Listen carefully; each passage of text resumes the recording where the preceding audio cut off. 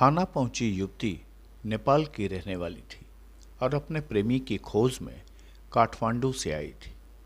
प्रेमिका के पास प्रेमी की तस्वीर भी थी। थाना में युवती की दास्तान सुनकर पुलिस वालों का दिल पसीज गया। थाना में मौजूद पुलिस वालों ने उस प्रेमी को कोसना शुरू किया जिसने प्रेमिका के साथ बेवफाई की थी।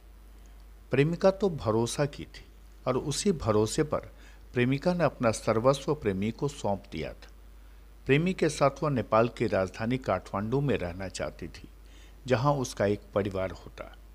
पर प्रेमिका को क्या पता था कि जिसे वो अपना सब कुछ समझ रही है वह उसका प्रेमी नहीं बल्कि उसके साथ खिलवाड़ कर रहा था। और प्रेमी ने किया भी वही। उसने एक दिन प्रेमिका को धोखे में रखकर काठमांडू छोड़ दिया और गायब हो गया। और जब प्रेमिका उसकी तलाश में जुटी तो प्रेमी धोखा देकर नेपाल से बिहार आ गया। आखिरकार प्रेमिका भी प्रेमी की तलाश में उसके गांव तक आई और जब प्रेमी के घर पहुंची तो उसके पैरों तले जमीन खिसक गई। प्रेमी के गांव में आने पर पता चला कि प्रेमी तो पहले से शादीशुदा था और 3 बच्चों का बाप था। लिहाजा प्यार में धोखा खाने के बाद प्रेमिका थाना पहुंच गई और प्रेमी के खिलाफ शिकायत दर्ज कराई। दरअसल यह प्रेम कहानी नेपाल की राजधानी काठमांडू की है, जहां पहले प्यार, फिर शादी का वादा और उसके बाद 2 साल तक यौन शोषण कर शादी से इनकार कर देने का सनसनीखेज मामला सामने आया है। पीड़ित प्रेमिका अभी गर्भवती है और उसी हाल में न्याय के लिए भटक रही है। नेपाल के काठमांडू की रहने वाली प्रेमिका बिहार के पश्चिम चंपारण के शिकारपुर थाना क्षेत्र के चानकी गांव निवासी नियाज अंसारी से प्यार करती थी।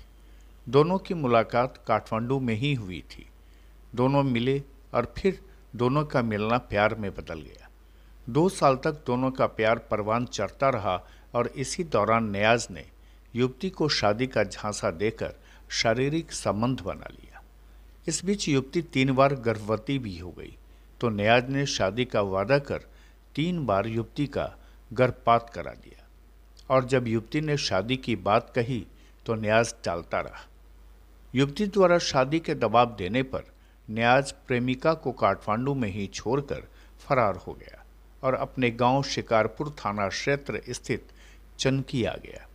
फिर उसने प्रेमिका से मोबाइल पर बात करना भी छोड़ दिया।